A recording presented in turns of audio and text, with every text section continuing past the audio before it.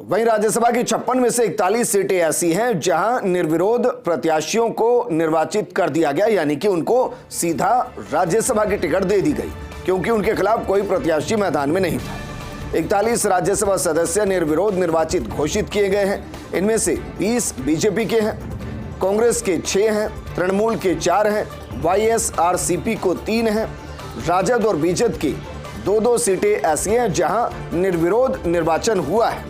वहीं राकापा, शिवसेना, बीआरएस और जदयू को 1-1 सीट मिली है।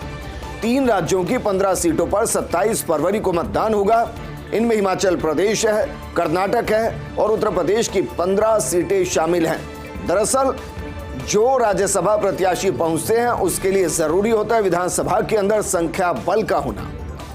जिसके पास संख्या बल होता है उसके प्रत्याशी पहुंचते हैं और इसलिए ज्यादातर ऐसे हैं, या कहें कि 56 में से 41 ऐसे हैं जहां संख्या बल के हिसाब से कोई विवाद नहीं और इसलिए वो निर्विरोध राज्यसभा जा रहे हैं। लेकिन जिन सीटों को लेकर पार्टियों को लग रहा है कि हमारी जोर आजमाइश के जरिए ये समीकरण बदल सकते हैं, वहां दरअसल चुनाव होंगे, यानी कि वोट डाले जाएंगे। 3 राज्य हैं जहां 15 सीटें हैं। 27 फरवरी को यहां वोटिंग होगी। इनमें हिमाचल प्रदेश है, कर्नाटक है और सबसे बड़ा प्रदेश उत्तर प्रदेश है जहां की 15 सीटें शामिल हैं।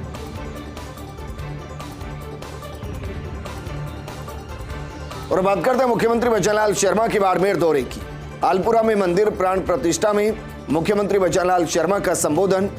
कार्यक्रम में मौजूद सभी साधु संत और मुनियों को उन्होंने नमन किया और कहा कि बाड़मेर और जैसलमेर की धरती थोरों की धरती है।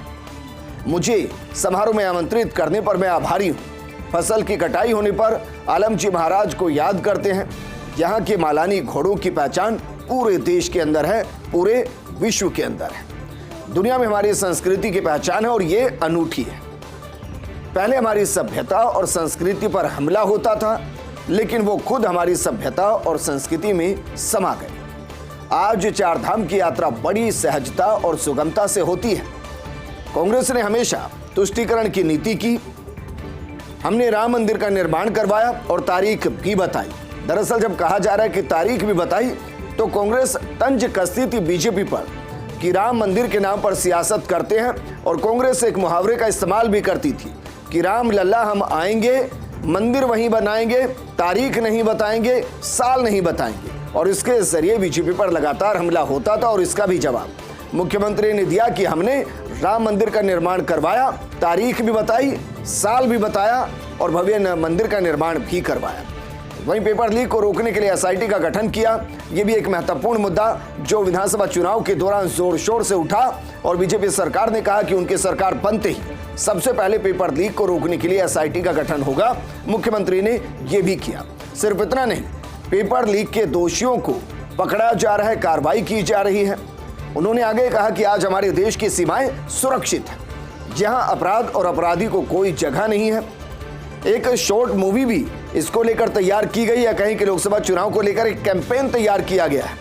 अब वो बीजेपी का आधारित कैंपेन है या बीजेपी पर आधारित कैंपेन है, ये थोड़ा समझना पड़ेगा। लेकिन उसमें बाकायदा दिखाया गया है कि कैसे आतंकवादी कह रहे हैं कि पहले तो हम जहां मन करता था बम फोड़ते थे, लेकिन जब से मोदी सत्ता में आया है हमें खुद छुपना पड़ता है, क्योंकि ना जाने कब मोदी की सेना घर में घुसकर उन पर हमला कर दे। और इसकी तरफ इशारा मुख्यमंत्री ने किया कि हमारी सीमाएं पूरे तरीके से सुरक्षित, देश पूरे तरीके से सुरक्षित, अपराध और अपराधी के लिए कोई जगह नहीं। वहीं राजस्थान की शक्ति और भक्ति की धरती का भी जिक्र उन्होंने किया। उन्होंने कहा कि हमारी सरकार ने किसान सम्मान निधि बढ़ाकर 8,000 रुपए प्रति वर्ष कर दिए।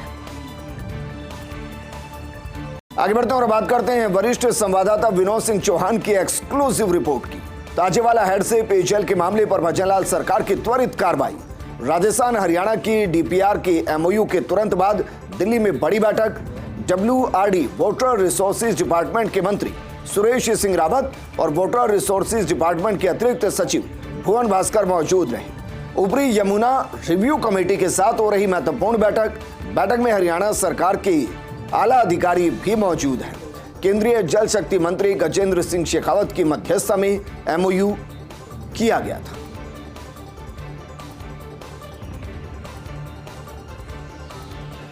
वहीं मुख्यमंत्री बचनलाल शर्मा का ऐतिहासिक फैसला। मुख्यमंत्री बचनलाल शर्मा ने खुद सादगीपूर्ण फैसला लिया। मुख्यमंत्री ने डीजीपी यूआर साहू को निर्देश दिया और कहा कि मुख्यमंत्री अब आम आदमी की तरह ट्रैफिक में ही चलेंगे। जनता को अब मिलेगी वीआईपी मूवमेंट पर लगने वाले जाम से मुक्ति। जाम में गंभीर मरीजों को परेशानी होती है, जयपुराइट्स को परेशानी होती है। वहीं मुख्यमंत्री बचनलाल शर्मा की संवेदनशीलता से ये फैसला हुआ है। अब लाल बत्ती पर भी रुकेंगे मुख्यमंत्री बचनलाल शर्मा। उन्होंने कहा कि 2 मिनट रुकना पड़े तो रुका जाएगा, क्योंकि जयपुर के अंदर स्थिति ऐसी हो गई है कि पीक आवर्स में घंटों का जाम लगता है और ऐसे में अगर वीवीआईपी मूवमेंट हो तो मानिए वो जाम बढ़ जाता है। और मुख्यमंत्री खुद एक साधारण कार्यकर्ता के तौर पर इस चीज को समझते हैं, वो एक जयपुराइट्स के तौर पर इस चीज को समझते हैं। वो समझते हैं कि जनता को कितनी परेशानी होती है और उसी परेशानी को समझते हुए उन्होंने एक बेहतरीन फैसला लिया है कि मुख्यमंत्री का काफिला लाल बत्ती पर भी रुकेगा, ट्रैफिक में भी रुकेगा और मुख्यमंत्री के काफिले के चक्कर में ट्रैफिक को जाम नहीं किया जाएगा। स्पीकर वासुदेव देवनानी से मिला ब्रिटिश हाई कमीशन का प्रतिनिधिमंडल। ब्रिटिश हाई कमीशन के 2 सदस्यों के प्रतिनिधिमंडल ने शिष्टाचार मुलाकात की।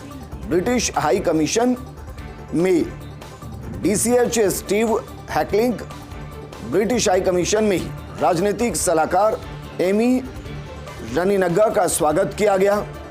ब्रिटिश पार्लियामेंट दल ने राजस्थान विधानसभा के बारे में बारीकी से जानकारी दी। विधानसभा के प्रतिनिधिमंडल को ब्रिटिश पार्लियामेंट में आने का आमंत्रण भी दिया गया। देवनानी ने राजस्थान विधानसभा लोकतंत्र को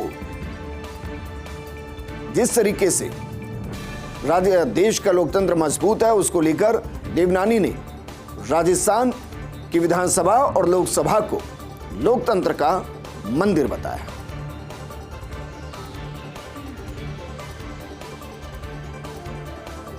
जयपुर में यूथ कांग्रेस कार्यकर्ताओं का उग्र प्रदर्शन। राजीव गांधी युवा मित्रों को फिर से रोजगार देने, किसान सम्मान की मांगों को लेकर आज किया गया प्रदर्शन। शहीद स्मारक से मुख्यमंत्री आवास का करने जा रहे थे घेराव। प्रदर्शनकारियों द्वारा बैरिकेडिंग तोड़ने पर पुलिस ने हल्का बल प्रयोग भी किया। यूथ कांग्रेस के प्रदेश सचिव समेत कई लोगों को चोटें आई हैं। यूथ कांग्रेस के राष्ट्रीय अध्यक्ष बीबी श्रीनिवास भी शामिल हुए। यूथ कांग्रेस के प्रदेश अध्यक्ष अभिमन्यु पूनिया भी इस दौरान मौजूद रहे। तो यूथ कांग्रेस पूरे तरीके से राजस्थान में एक्टिव मोड में आती हुई राजीव गांधी सेवा केंद्र से जुड़े लोगों को रोजगार देने और इसके साथ किसान सम्मान की मांग के साथ ये उग्र प्रदर्शन किया गया। और बात करते हैं पड़ोसी मुल्क पाकिस्तान की। कहा जा रहा है कि पाकिस्तान के लिए अब खतरे की घंटी बज चुकी है। ग्लोबल रेटिंग एजेंसी मूडीज ने घटाई क्रेडिट रेटिंग। गंभीर आर्थिक संकट का सामना करना पड़ सकता है पाकिस्तान को। अप्रैल तक पाकिस्तान की खाली हो सकती तिजोरी, साथ ही पाकिस्तानी रुपए की वैल्यू भी दिन पर दिन गिरती जा रही है।